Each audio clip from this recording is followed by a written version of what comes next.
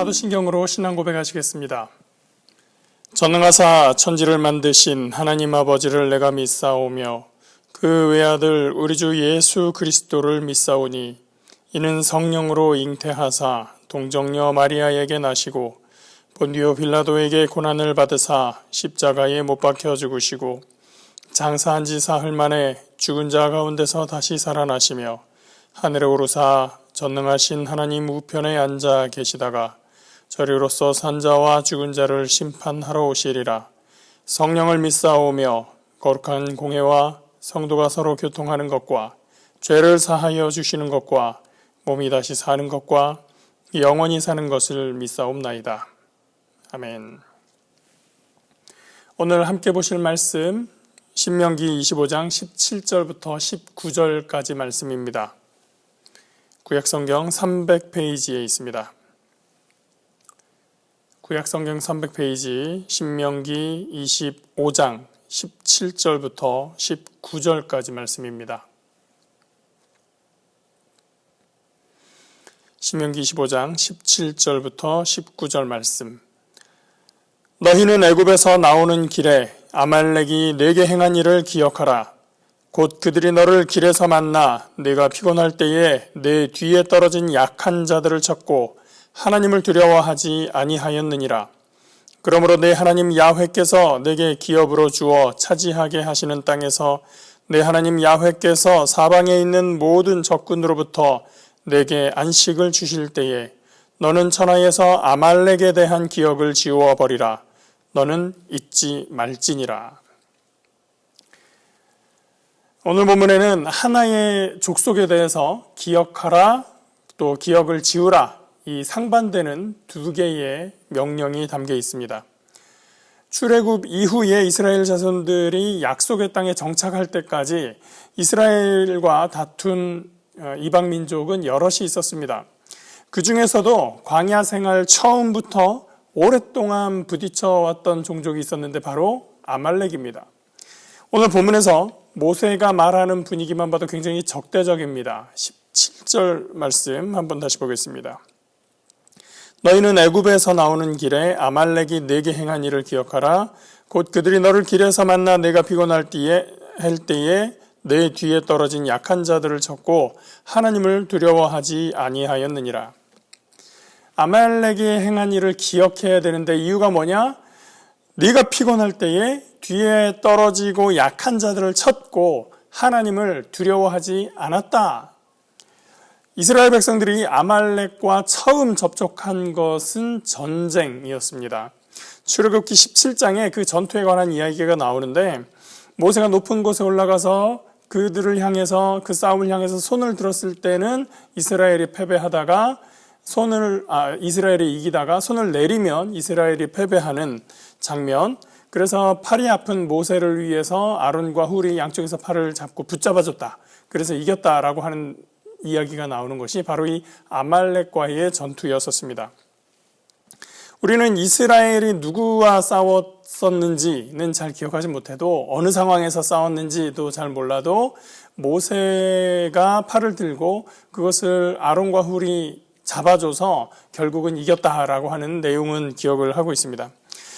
그런데 이 출애굽기 17장을 가만히 보면 눈여겨보게 될 만한 점이 하나가 있습니다.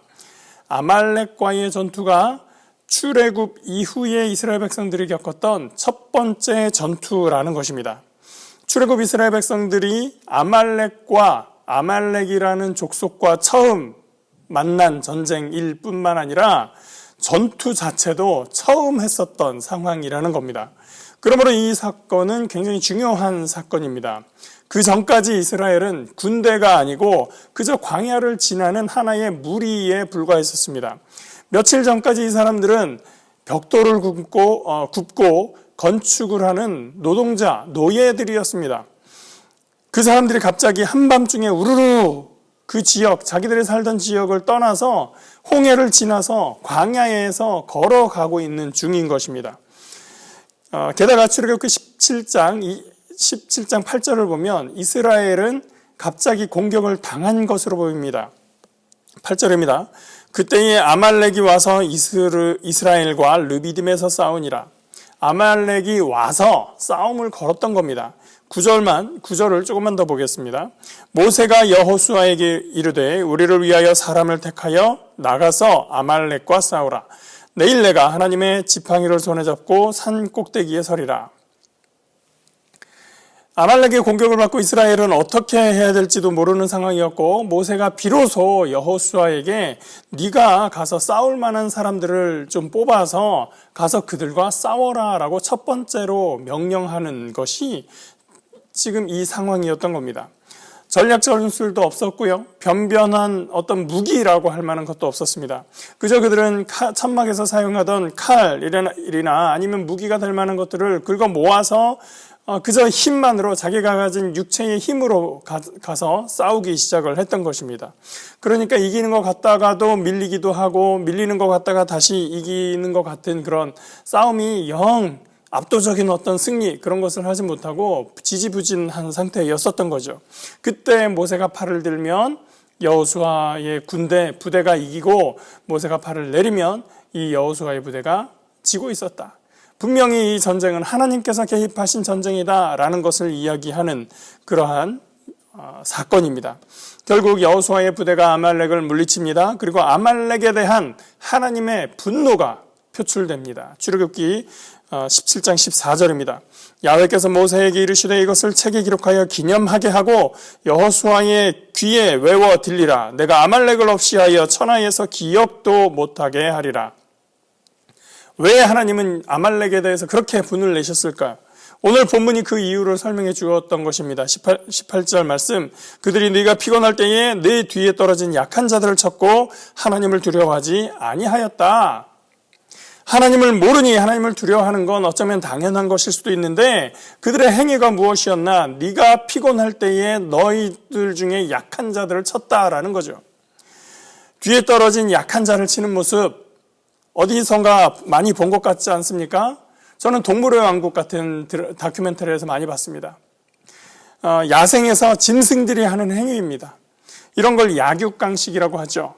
약한 자를 강한 자가 잡아먹는 겁니다. 근데 그것도 무리에서 떨어져서 너무 연약하고 힘이 없는 그것들을 공격하는 것이 그 야생에서의 생태계입니다. 짐승들의 세계에서 벌어질 만한 일들을 아말렉이 자행했었던 것입니다. 하나님은 그 일에 대해서 하나님을 두려워하지 않는다라고 말했습니다. 출애굽기 17장의 상황을 조금만 더 폭넓게 보면 아말렉과의 전투에 앞서서 무슨 일이 있었습니까? 무리바 반석의 사건이 있었습니다. 이스라엘 백성들이 광야길을 걸으면서 지치고 피곤하여 물이 없어서 힘들어할 때, 그래서 하나님을 원망하며 모세를 원망하고 있을 때 모세가 무리바 반석을 쳐서 물이 나게 하여 그들이 물을 마신, 바로 그 사건 직후에 이 아말렉의 전쟁, 침투가 있었던 것입니다.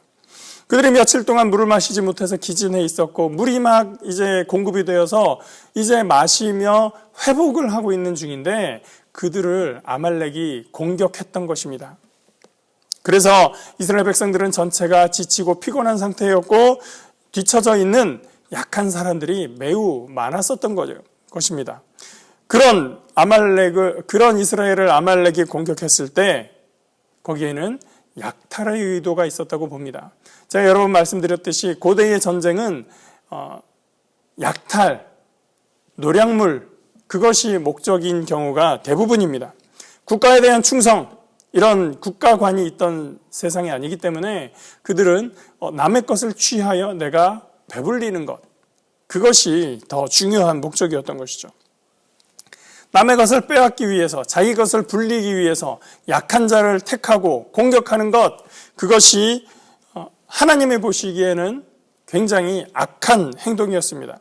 하나님은 이 지치고 고단하고 전투 경험도 없던 그 이스라엘을 그렇게 야비하게 공격해온 야만적인 아말렉의 행위를 하나님을 두려워하지 않는 행위로 규정했었던 것입니다.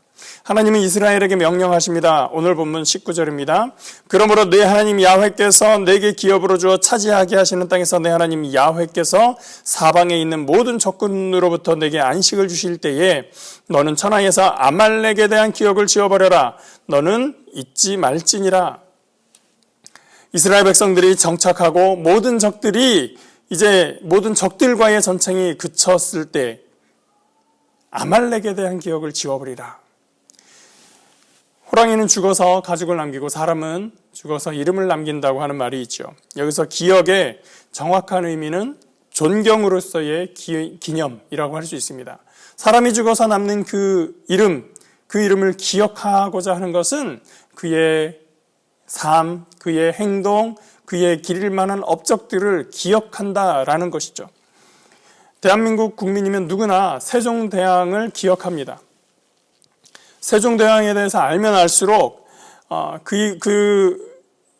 그분이 한글을 만들었고 과학적인 많은 발달을 했었던 그런 업적 때문에 그를 기리는 것보다도 그가 그 일을 했었던 근본적인 취지가 무엇인가? 어리석은 백성들을 위한 그 수많은 자기 신민들을 위하는 그 마음 때문이라는 것입니다. 이순신을 기억하는 것은 그의 전술, 그의 놀라운 전쟁 실력, 그것을 기억하는 것도 있겠지만 그 전술을 사용하여 나라를 구하고 백성을 돌보는데 전념했었기 때문입니다. 사람들이 원균을 기억하지만 누구도 그를 존경하지 않는 것은 자신의 지위와 능력을 모두 다 자신을 위해서 사용했었기 때문입니다. 그 기억은, 원균에 대한 기억은 기념하지 않기 위한 기억, 존경하지 않기 위한 기억입니다. 다시는 그런 인물이 높은 자리에 가지 않도록 하기 위한 기억입니다. 천하에서 원균 같은 인물이 존경의 기억으로 남을 수 없도록 하는 것, 그것이 기억을 지우는 것입니다. 아말렉의 야비함, 잔인함, 그리고 결국은 하나님을 두려워하지 않는 그 모습은 아말렉이 세상에서 기억되지 말아야 한다. 아말렉을 존중하고 존경할 수 없다라는 이야기입니다. 그것은 또한 이스라엘에게 새로운 교훈을 주고 있는 것입니다. 너희는 아말렉이 되어서는 안 된다라고 하는 것이죠. 약자가 있다고 해서 약탈을 위해서 쳐들어가고 빼앗는 것은 하나님의 백성에게 알맞지 않은 것입니다. 성경은 약자 편입니다. 하나님은 약자를 돌보셨습니다. 하나님은 약자를 괴롭히는 것을 용납치 않으셨습니다. 하나님의 약자를 약탈하고 착취하는 그런 행위를 보고 하나님을 두려워하지 않는 것이라고 선언하셨습니다. 그 사람에 대해서 기억도 하지 말라고 말씀하셨습니다. 여러분, 우리는 기억할 사람을 기억하고 기억하지 말아야 할 행위들을, 그런 사람을 존중하거나 기념하지 말아야 됩니다. 그리고 저도, 여러분도 기억받을 존재가 되어야 됩니다. 주님 안에서 기억되고 주님 안에서 주의 사람, 하나님의 사람을 기억하는 저와 여러분 되시기를 예수님의 이름으로 축복합니다. 기도하겠습니다. 사랑의 하나님, 우리가 무엇을 기억하는가, 또 우리가 무엇을 잊고 있는가가 우리의 삶과 우리의 미래를 결정하게 됩니다. 하나님, 약자를 무시하고 약탈하고 착취하는 그 모든 행위에서 우리가 벗어나게 하시고, 그렇게 하나님을 무시하는 행위에서 우리가 멀리하게 하여 주옵소서. 그리고 과연 이 땅에서 누가 그러한 일을 자행하고 있는지 우리가 큰 눈 뜨고 바로 볼 수 있도록 하여 주시고, 하나님 안에서 참으로 주님의 마음을 가지고 세상의 어두운 곳, 약한 곳, 힘없는 곳을 향하여 주의 복음을 가지고 나아가는 하나님의 백성들 될 수 있도록 인도하여 주시옵소서. 오늘도 함께 하신 주께 감사하고 예수 이름으로 기도합니다. 아멘. 하늘에 계신 우리 아버지여, 이름이 거룩히 여김을 받으시오며 나라가 임하시오며 뜻이 하늘에서 이루어진 것 같이 땅에서도 이루어지이다. 오늘 우리에게 일용할 양식을 주시옵고 우리가 우리에게 죄 지은 자를 사하여 준 것 같이 우리 죄를 사하여 주시옵고 우리를 시험에 들게 하지 마시옵고 다만 악에서 구하시옵소서. 나라와 권세와 영광이 아버지께 영원히 있사옵나이다. 아멘.